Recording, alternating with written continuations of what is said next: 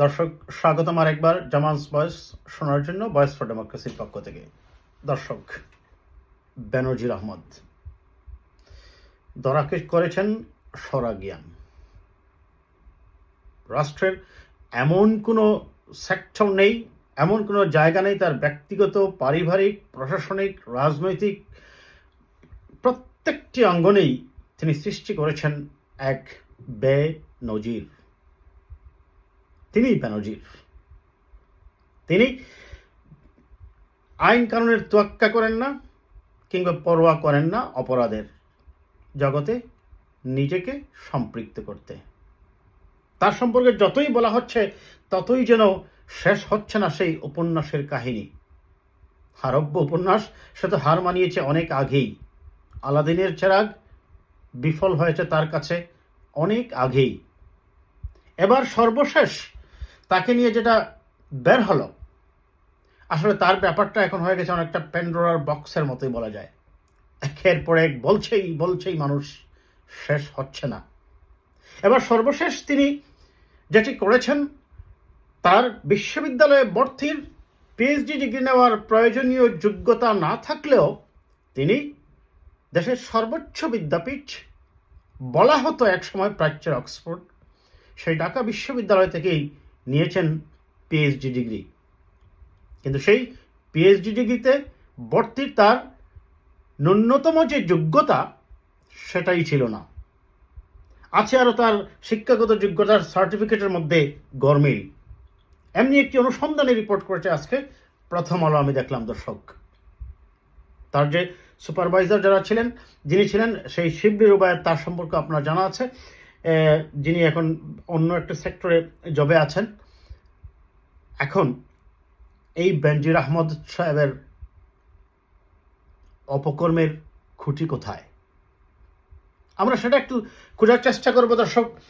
তবে তার আগে তার এই ডিগ্রিটা নেওয়ার ক্ষেত্রে তিনি যে কি জালিয়াতির আশ্রয় নিয়েছেন এবং ঢাকা বিশ্ববিদ্যালয় কর্তৃপক্ষ এখানে কি আইন ভঙ্গ করেছে, এমনকি ঢাকা বিশ্ববিদ্যালয়ের ভাইস চ্যান্সেলরকে সে ব্যাপারে প্রশ্ন করা হলে তিনি বলেন যে তিনি ওই সময় বিশ্ববিদ্যালয়ের বিসি ছিলেন না, বিধায় তিনি এটা সম্পর্কে বলতে পারেন না। কিন্তু তিনি সেটা বলতে পারেন কিনা আমরা সেই বিশ্লেষণেও আসবো দর্শক। কারণ অতীতে যদি অপরাধ হয় থাকে, আপনি যদি রানিং ভাইস চ্যান্সেলর হন, yes, it is your responsibility. That's very clear.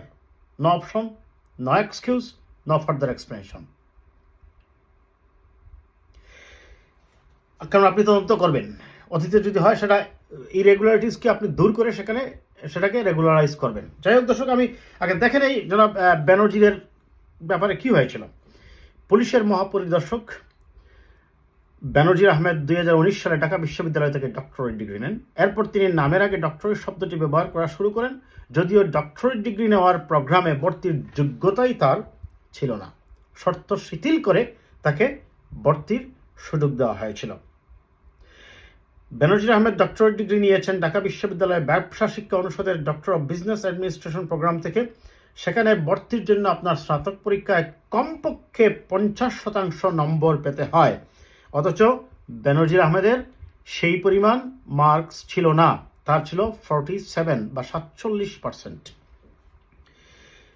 Benazir doctorate প্রোগ্রামের তত্ত্বাবধায়ক ছিলেন শিবলি রুবাইয়াত উল ইসলাম এবং তার সুপারিশেই সেই পিএইচডি ডিগ্রিতে ভর্তির ন্যূনতম যে শর্তগুলো সেটাকে শিথিল করা হয়। প্রশ্ন হচ্ছে, তিনি কি সেটা শিথিল করতে পারেন কিনা? এ বিষয়ে ঢাকা বিশ্ববিদ্যালয়ের বর্তমান ভাইস চ্যান্সেলর তিনি বলছেন যে পিএইচডি প্রোগ্রামে বা পোস্ট গ্রাজুয়েট ডিগ্রিতে ভর্তির ন্যূনতম শিক্ষাগত যোগ্যতা শিথিলের কোনো বিধান নেই ঢাকা বিশ্ববিদ্যালয়ে। বেনজিরের ভর্তির ক্ষেত্রে মৌলিক যাই হোক, বেনজির আহমেদের সম্পদ নিয়ে দুর্নীতি দমন কমিশন, আপনারা জানেন, গত কয়েকদিন থেকে তদন্ত করছে এবং তার যে রিসোর্ট সহ কোটি কোটি টাকার, কয়েক হাজার কোটি টাকার সম্পত্তির সন্ধান পেয়েছে। সেগুলো সম্পর্কে দুদক তদন্ত করছে। এ ব্যাপারে দুদকের আইনজীবী খুরশেদ আলম বলেন, তার অর্থ পাচারের বিষয়ে এবং তার অবৈধ সম্পত্তি অর্জনের পাশাপাশি তার বিজনেস অ্যাডমিনিস্ট্রেশন থেকে যে পিএইচডি ডিগ্রিটা নেওয়া হয়েছে সেটার ব্যাপারেও যদি তদন্ত করতে প্রয়োজন হয়, তাহলে দুর্নীতি দমন কমিশন বলছে তারা সেটা তদন্ত করবে। সেটা দেখা যাক এখনো কি হয়। তবে 2014 সালের 24 জুন ব্যবসা শিক্ষা অনুষদের সভায় বেনজির ডিবিএ ডিগ্রির আবেদন গ্রহণ করা হয়। অনুষদটির ব্যাংকিং অ্যান্ড ইন্স্যুরেন্স বিভাগের অধীনে 2014-15 শিক্ষাবর্ষে তিনি ডিবিএ প্রোগ্রামে যোগদান করেন। তিনি ছিলেন ওই প্রোগ্রামের প্রথম ব্যাচের শিক্ষার্থী। তার ডক্টরেট ডিগ্রি পাওয়া নিয়ে ওই সময় র্যাবের বিজ্ঞপ্তিতে বলা হয়েছিল বেনজির প্রথম ব্যাচের প্রথম শিক্ষার্থী হিসেবে ডিগ্রিটি অর্জন করেন এবং তার গবেষণার বিষয় ছিল আমাদের জাতীয় অর্থনীতিতে বাংলাদেশের জাতিসংঘ শান্তিরক্ষা বাহিনীর অবদান। বেনজির আহমেদের বিরুদ্ধে এখন অনুসন্ধান হচ্ছে জ্ঞাত আয় বহির্ভূত সম্পদ অর্থ পাচার নিয়ে। তবে তথ্যপত্র পেলে তিনি বলছেন ডক্টরেট ডিগ্রির বিষয়টিও কমিশনের অনুসন্ধান প্রতিবেদনে আসতে পারে। কমিশন প্রতিবেদন গ্রহণ করলে তা এজাহারভুক্ত হবে। আমরাও সেটা চাই দর্শক, বিকজ পিএইচডির মতো একটা ডিগ্রি যদি এইরকম শর্ত শিথিল করে, বিশেষ করে এখানে যেটা বলা হচ্ছে, এই রিপোর্টটাতে বলার চেষ্টা করা হচ্ছে যে তিনি ওই জায়গায় ভর্তির ক্ষেত্রে তখন তিনি র্যাবের ডিজি ছিলেন, তার এই র্যাবের ডিজির পদটাকে তিনি এখানে ব্যবহার করেছেন এবং এটা দ্বারা প্রভাবিত করেছেন। অর্থাৎ তিনি আইনকে প্রভাবিত করে অন্যায়ভাবে রাষ্ট্রের কাছ থেকে, বিশ্ববিদ্যালয়ের কাছ থেকে তিনি সুবিধা নিয়েছেন, যেটা তিনি সম্পূর্ণভাবেই আইন বিরোধী কাজটি করেছেন বলে আমরা বিশ্বাস করি। দেখা যায় যে 1978 সালে তিনি গোপালগঞ্জের SM মডেল উচ্চ বিদ্যালয় থেকে দ্বিতীয় শ্রেণী পেয়ে এখনকার এসএসসি সম্মানের পরীক্ষায় পাশ করেন। 1980 সালে সরকারি জগন্নাথ কলেজ থেকে দ্বিতীয় শ্রেণীতে HSC পাশ করেন। তার ঢাকা বিশ্ববিদ্যালয়ের BA পাস ডিগ্রি আছে। এখানে একটা কন্ট্রাডিক্টরি খেয়াল করুন দর্শক। বিশ্ববিদ্যালয়ের শিক্ষকরা বলছেন তখন ওই সনদ পেতেন বিশ্ববিদ্যালয়ের অধিভুক্ত কলেজের শিক্ষার্থীরা, নিয়মিত শিক্ষার্থীরা পেতেন স্নাতক ডিগ্রির সনদ। বেনজির কোন কলেজে পড়েছেন সেটা নথিপত্রে কোথাও উল্লেখ নেই। তবে তিনি 1984 সালে ঢাকা বিশ্ববিদ্যালয়ে ইংরেজি বিভাগ থেকে স্নাতকোত্তর ডিগ্রি পান। Very confusing. বিএ সনদ অনুযায়ী বেনজির মোট 1100 নম্বরের মধ্যে 517 পেয়েছেন, যেটা 47%, অর্থাৎ তিনি 50% নম্বর পাননি। কিন্তু ডিবিএ প্রোগ্রামে ভর্তির আবেদনে তিনি উল্লেখ করেছেন 500 নম্বরের মধ্যে 301 নম্বর পেয়েছেন।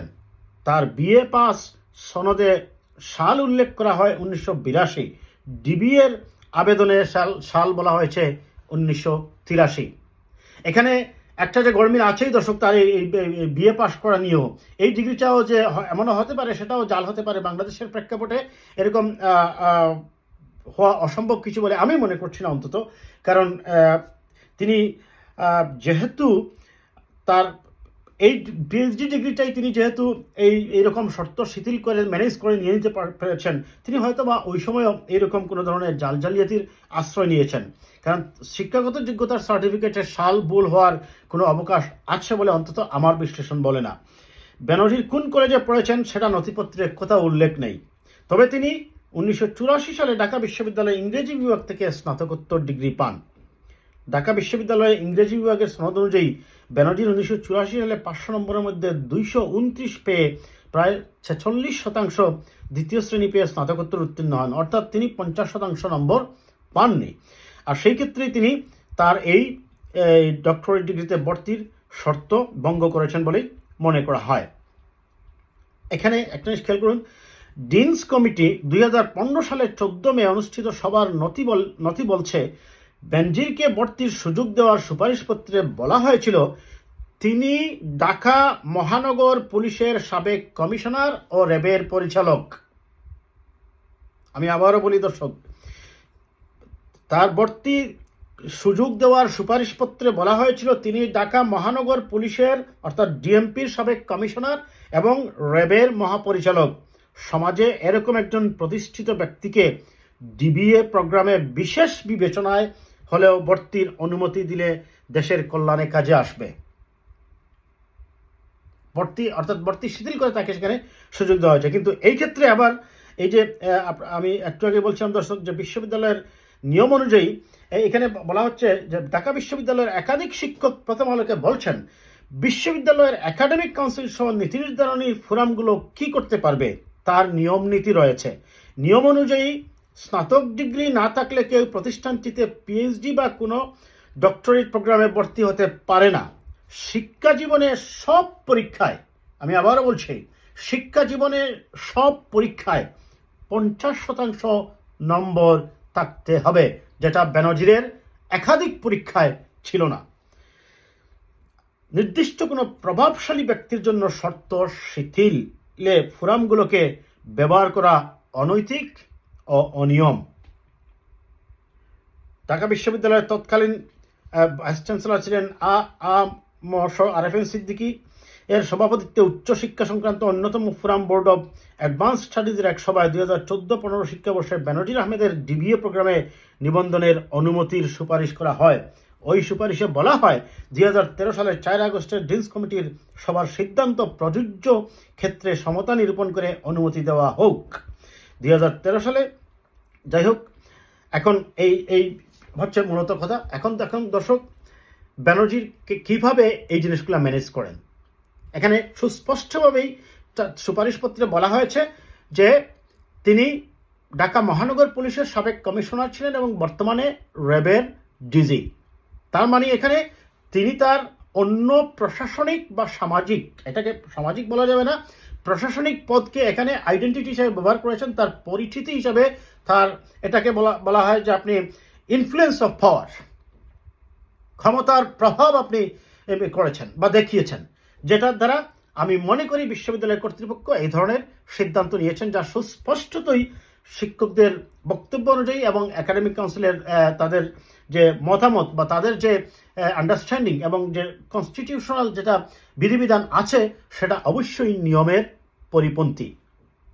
কাজেই তার এই বিশ্ববিদ্যালয়ের এই যে পিএইচডি ডিগ্রিটা, সেটাও অনেকেই বলছেন ভুয়া। তবে দুদকের আইনজীবী বলছেন সেটার ব্যাপারেও যদি রিপোর্ট আসে এবং তদন্তে পাওয়া যায়, তারা সেই ব্যাপারে তদন্ত করবেন। এখন দেখার অপেক্ষা দর্শক, তার সেই ডিগ্রিটার ব্যাপারে দুদক এবং বিশ্ববিদ্যালয় কর্তৃপক্ষ। এখানে সবচেয়ে বড় কথা হচ্ছে, দুদকের চেয়ে বড় কথা হচ্ছে কোন বিশ্ববিদ্যালয়ে, এটাকে বলা হতো প্রাচ্য অক্সফোর্ড, সেই ঢাকা বিশ্ববিদ্যালয়ে যদি পিএইচডি ডিগ্রি দেওয়ার ক্ষেত্রে এইরকম শর্ত শিথিল করে কাউকে বিশেষ বিবেচনায় দেওয়া হয়, সেটা কতটুকু যুক্তিযুক্ত, কতটুকু আইনসম্মত। তার চেয়েও বড় কথা হচ্ছে বিশ্ববিদ্যালয় জ্ঞান চর্চার জায়গা, মেধা বিকাশের জায়গা। সেই মেধা বিকাশের জায়গায় যদি এরকম অপরাধগুলোকে প্রশ্রয় দেওয়া হয় দলীয় বিবেচনায়, প্রশাসনিক বিবেচনায়, ক্ষমতার দাপটের বিবেচনায়, এটা নিঃসন্দেহে অগ্রহণযোগ্য এবং এটা অনৈতিকও বটে। আমি জানি না বিশ্ববিদ্যালয় কর্তৃপক্ষ এখন তার ডিগ্রির ব্যাপারে কি সিদ্ধান্ত নেবে, বা দুদক কি করবে, বা সরকার কি করবে। তবে এই বেনজিরের যে ক্ষমতার জোর এবং খুঁটি, যে সমাজের প্রত্যেকটি রন্ধ্রে রন্ধ্রে গিয়ে অপরাধকে প্রমোট করেছে, অপরাধকে একেবারে শিকড় গেড়ে বসিয়েছে, এবং অপরাধ জগতের মধ্যেই যে তিনি যে বেসেছেন, এবং অপরাধ জগৎকে যে তিনি আইন প্রয়োগকারী সংস্থার প্রধান হয়ে যেখানে তিনি মানুষের নিরাপত্তা দেবেন, সেখানে তিনি নিজেই মানুষের জীবনের জন্য বিপজ্জনক হয়ে উঠেছেন। তিনি মানুষের জীবনের নিরাপত্তা দিতে ব্যর্থ হয়েছেন এবং সমাজে বরং দুর্নীতি দূর করার চেয়ে তিনি বরং দুর্নীতিকে প্রমোট করেছেন। এরকম ব্যক্তির অবশ্যই দেশের প্রচলিত আইনে কঠিন সাজা হওয়া উচিত বলেই আমরা বিশ্বাস করি। ভালো থাকবেন দর্শক, কথা হবে আবার কোনো বিষয় নিয়ে।